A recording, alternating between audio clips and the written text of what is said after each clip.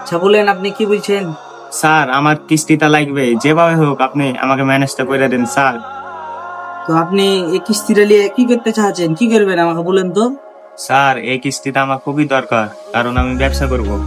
আচ্ছা তাইলে আপনার কিস্তিটা কত লিখবো? স্যার 60,000 লেখান। না না না, 60 হবে না, 50 লিখে দিলাম। এই 50,000 শুভ। আচ্ছা স্যার, ঠিক আছে ঠিক আছে, এটাই হবে এটাই হবে। কয়েকদিন পর এই ঘুরিপাড়ার মানুষের কাছ থেকে কিস্তি একটা ভালো মতন তুলতে পারলাম না। কিস্তি তুলতে যেতে আমার জীবন শেষ। ঘুরিপাড়ার মানুষের কাছে কিস্তি তুলতে লেগে আমার স্যান্ডেল ক্ষয় হয়ে গেল। হ্যাঁ, ওটা শুভ হয় না?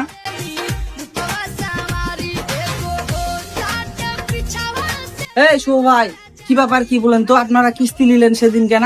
তো কিস্তি দিচ্ছেন না কেন আপনি ভালো মতন? স্যার আর বলেন না, কিস্তির টাকা তুললাম, কক্সবাজার ঘুরতে যাব।